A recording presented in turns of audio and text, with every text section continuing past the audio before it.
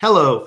Everyone wants to use Gen AI to speed up their workflows, but in healthcare, a single data leak can end your business. So, how do you bring AI into one of the most highly regulated environments on earth? Today, we're talking to a former federal regulator who is hosting AI on government approved clouds to solve exactly that problem. Stay tuned.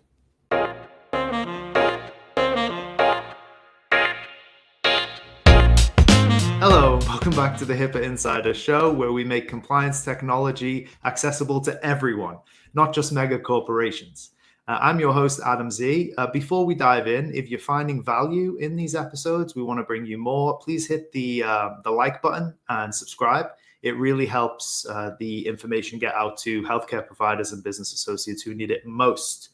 So, without further ado, today we have a fascinating guest, just fascinating. Joining us is Sam Hart, the founder of Hathr.AI. Sam isn't just a tech founder, he is a former national security professional and Air Force pilot. He is here to talk about deploying generative AI in environments where security isn't just a checkbox, it's a requirement. So, Sam, first of all, thank you for your service and welcome to the show. Hey, thanks for having me on here. Yeah, it's great. It's great to have you. So, Sam, we talked a little bit there about your background, but tell us a little bit more. You know, where'd you get started? And before we dive into the topic. Yeah. No, absolutely. So first I want to say thanks for the intro. That's super kind. I don't know if I'm that interesting, you know what I mean? And I joke like with my business and everything, it's like, let's keep it boring. You know what I mean? Like none of this should be exciting.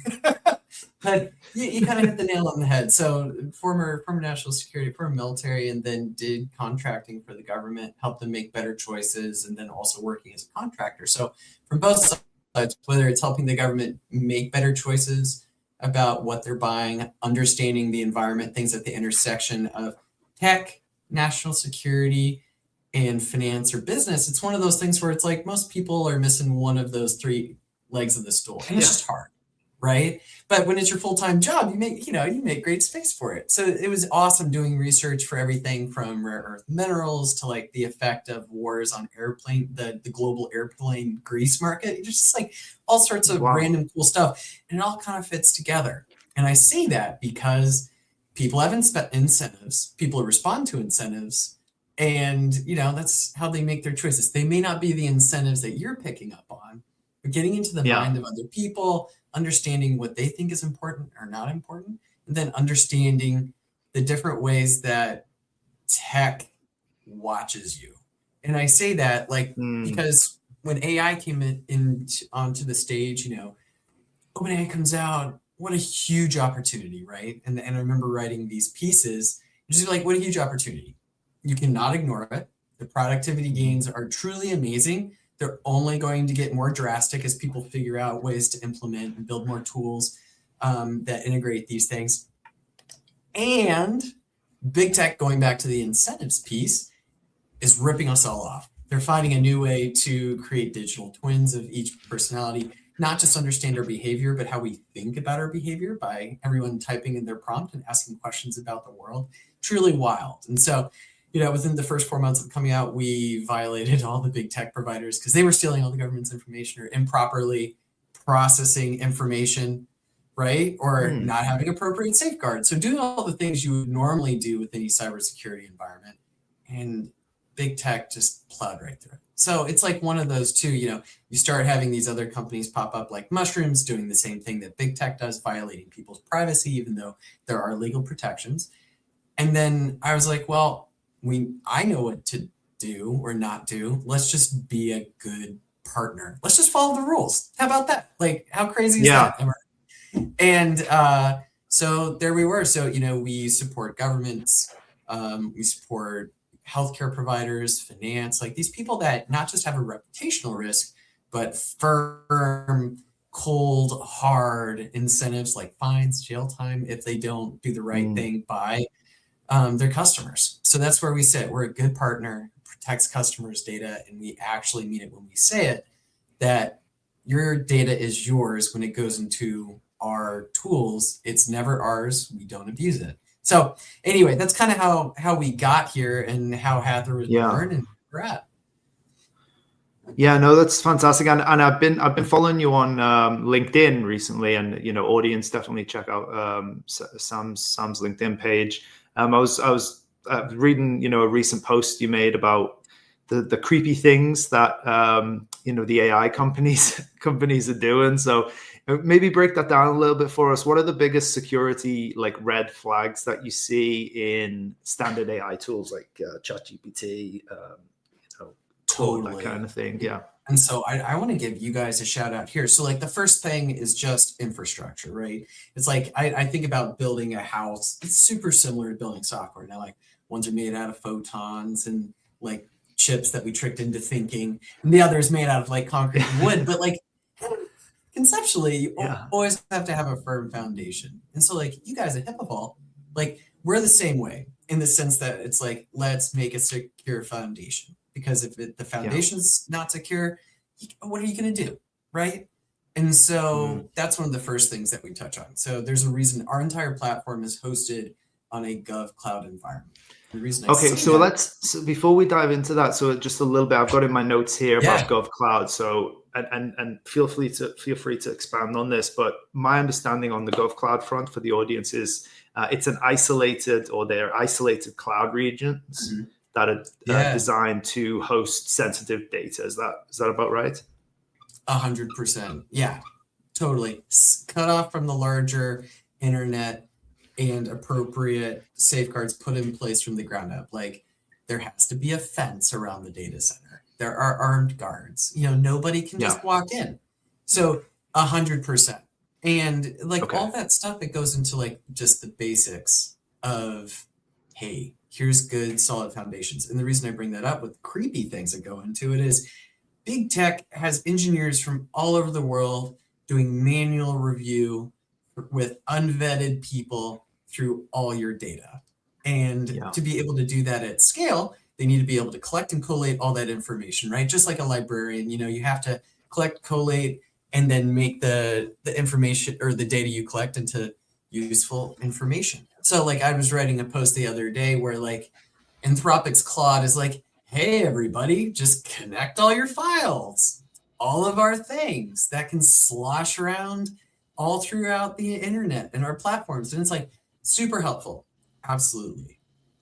And everything that's in there represents a different way to exploit you, market to you, create a digital twin. Everything there is creating a data point to think about all the different psychological levers that they can press your buttons on to sell you something now or in the future, or sell your data that they have all the rights to all the other retailers. And everyone, laughs when either they hold up their phone and be like, I just talked about, buying, seed for my yard yesterday, and it just started getting marketed to me. It's yes, because your phone's listening to you, AI is listening to you, and AI is also using this data, no matter if it's depersonalized, because there's no way to depersonalize you on the internet, and they're creating this persona of you to more accurately target. And like I said, twist those psychological levers just a little bit to get the most out of you. And it's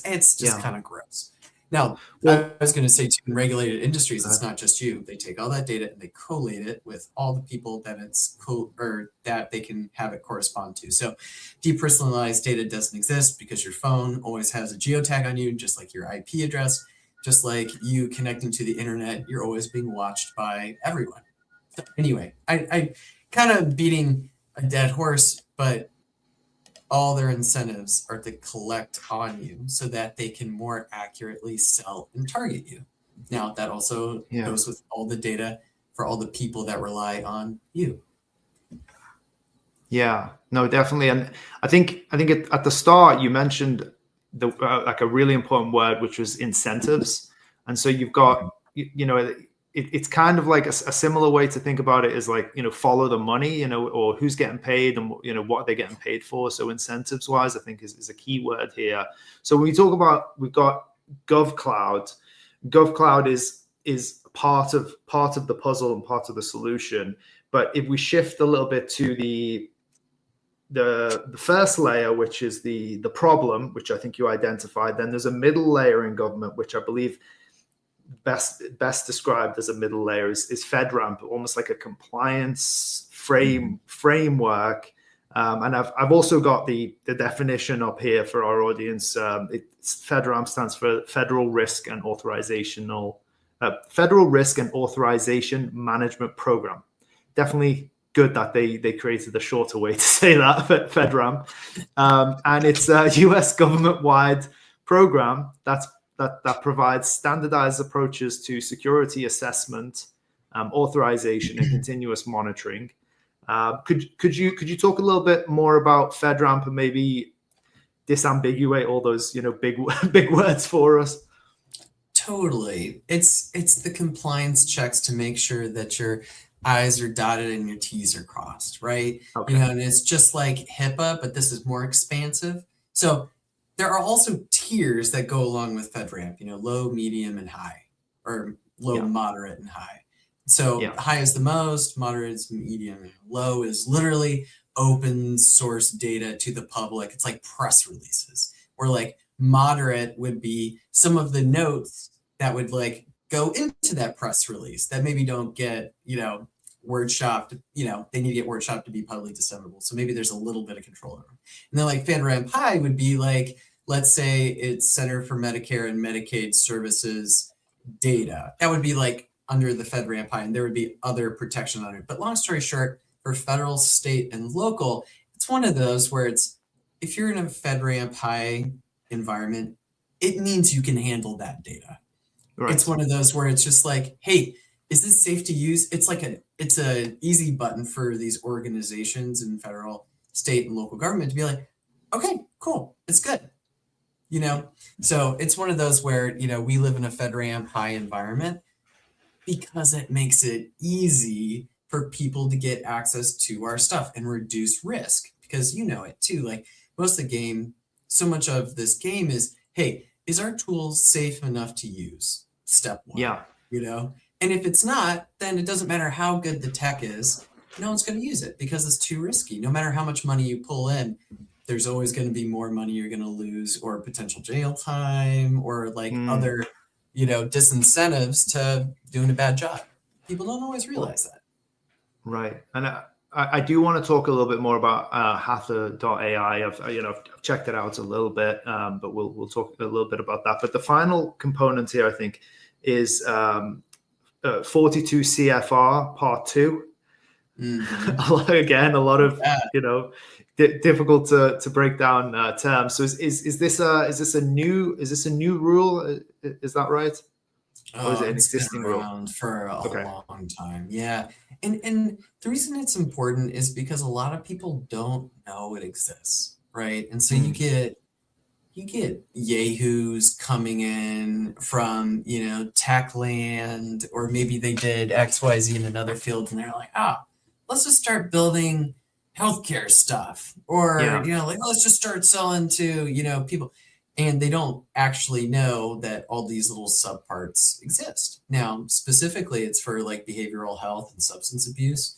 And so like you can go on the SAMHSA website, like SAHMSA, Google that and you'll find it in there. But essentially substance abuse, health, and they do grants or whatever.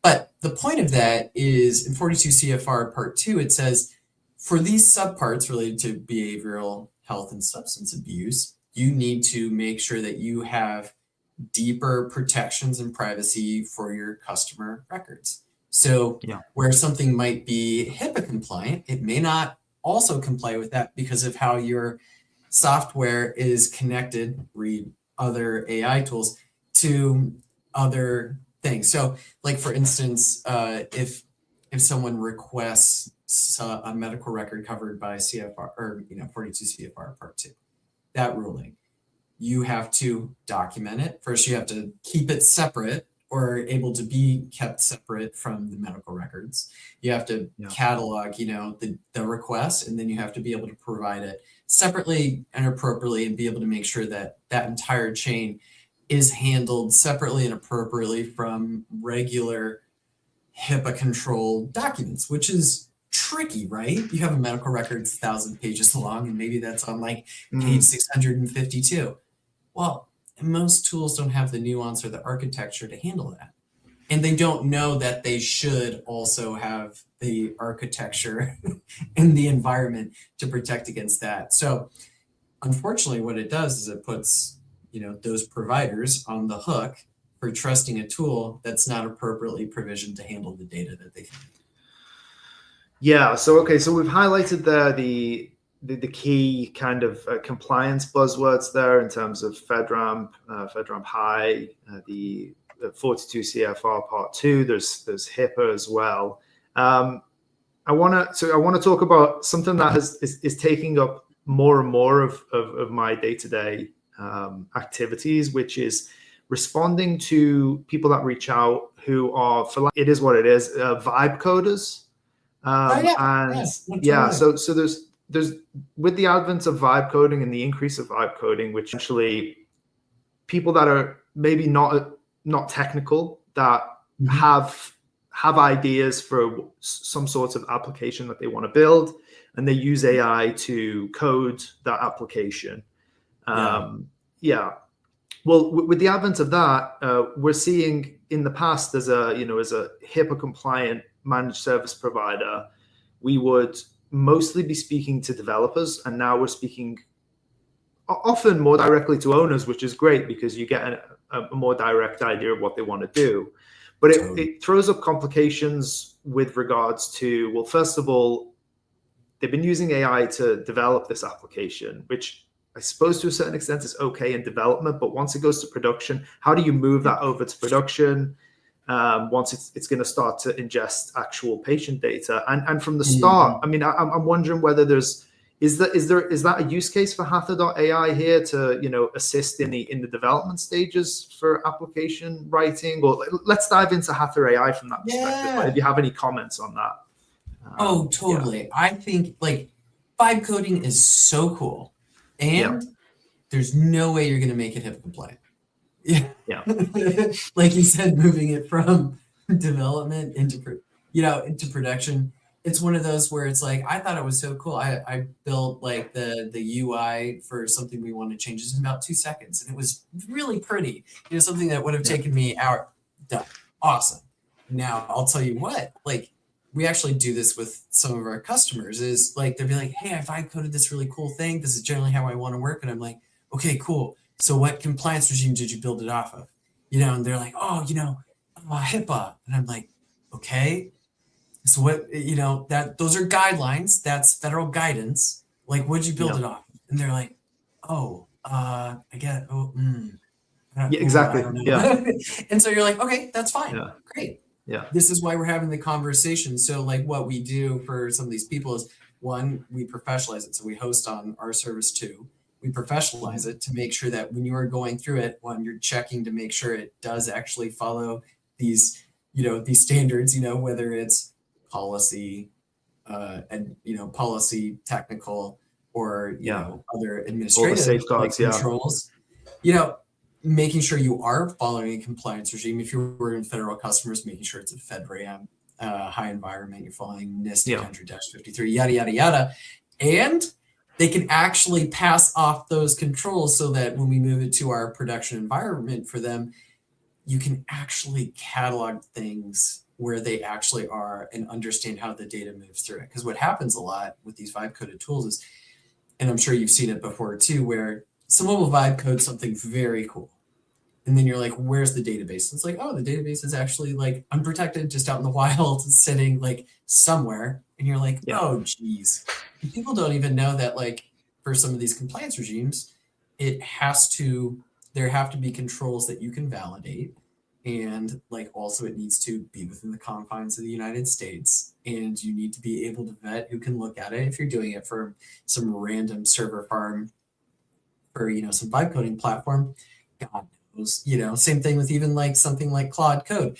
You don't know who is looking at your data or where these things are from. Now, if you're using those tools to, edit your GitHub or blah, blah, blah, blah, blah in an appropriate manner, that's fine. But absolutely with Hathr, we help our customers professionalize and deploy their tools in a production ready way with the appropriate compliant tools. Because like you said, it can get real spicy real quick, and you don't want to mess around with regulated data, whether it's HIPAA, PCI, PCII, or any other kind of controlled information. No, definitely. Yeah.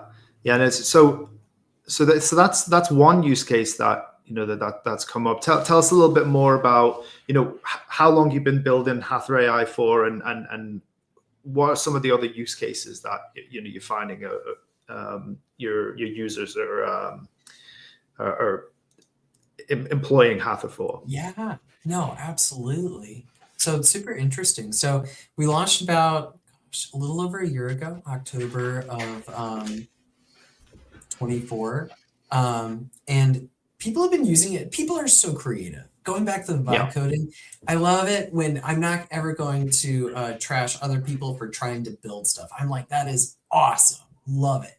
And that's kind of the same thing with these AI tools. So, we put on the market, we have all these security and compliance controls so people can kind of put whatever they want into this tool.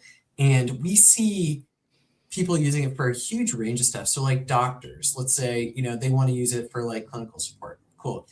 Now they're also like taking that for the clinical support. And then they're like, I need you to write a patient letter. I got 1,000 patient letter. I got like 50 patient letters to write, and I'm tired. And I'm maybe they're amazing at diagnosing, but maybe writing a page-long empathetic letter time after time after time is hard. It's hard for anyone, right?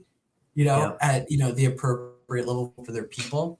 Everything from that to translating complex medical concepts, to a patient that maybe needs to understand this information in a different way, to finding correlations with data, which is funny. Our tools worked with some people or some teams, like at the Boulder Longevity Institute, to do some foundational research on longevity, which is cool, because generative AI is really good at finding patterns.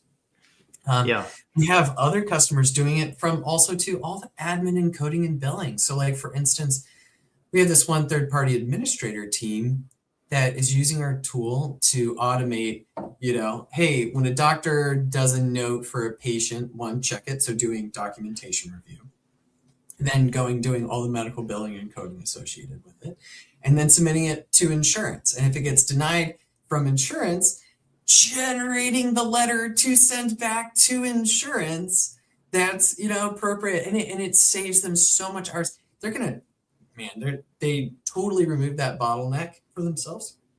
They're looking to 10x their revenue. They literally were having to say no to clients before. Now they're like, yeah, we don't care. It's literally as many as we can take. That's fascinating. Are you generally finding the uptake is stronger on the business side? So a business is reaching out that hey, I need my staff to use this tool, or is it individuals that are like, my company isn't providing me with the right tools and I want to stay compliant, can I sign up? Like, which would you say is the bigger use case? Yeah, both. It's wild. Yeah. So, but it's funny. I think it's best, or I think maybe we see more where like organizations see a specific thing that they want to do faster. So like, for instance, this RCM company, revenue cycle management, they do billing and coding. They're like, billing, yeah, hey, we want to have it to do this. And I'm like, awesome. It will totally 30x your ability to do this, tomorrow. Let me show you the prompt. And you start doing that. And then of course you show like, hey, what else do you guys do?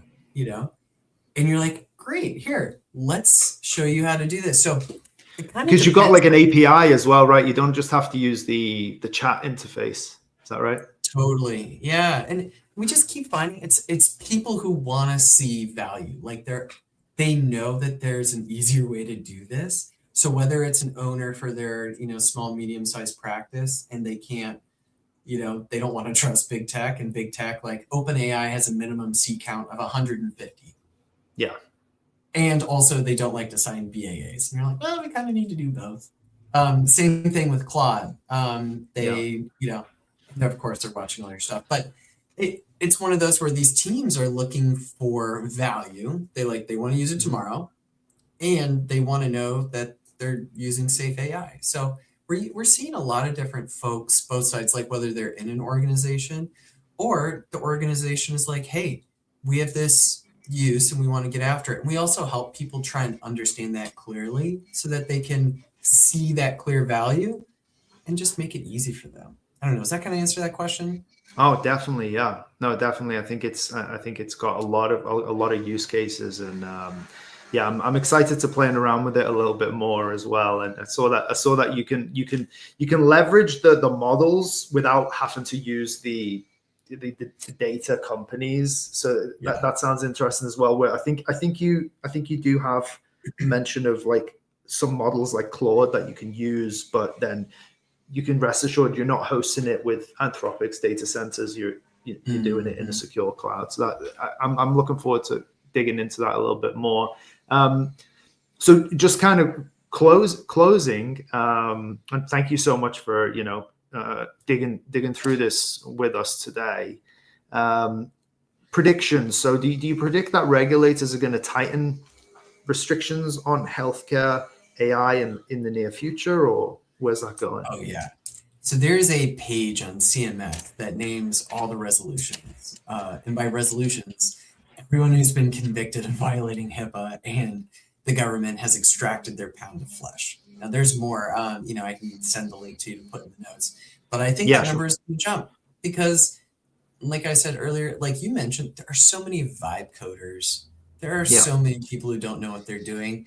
And unless you have a signed BAA and that's just the starting point, and you're architected to be appropriate, like you just can't do these things safely. So I think there's going to be a huge jump.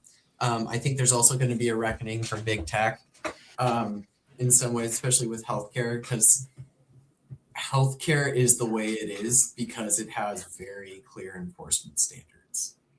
And I would not recommend introducing a big tech platform to your tech stack for any kind of data related to healthcare.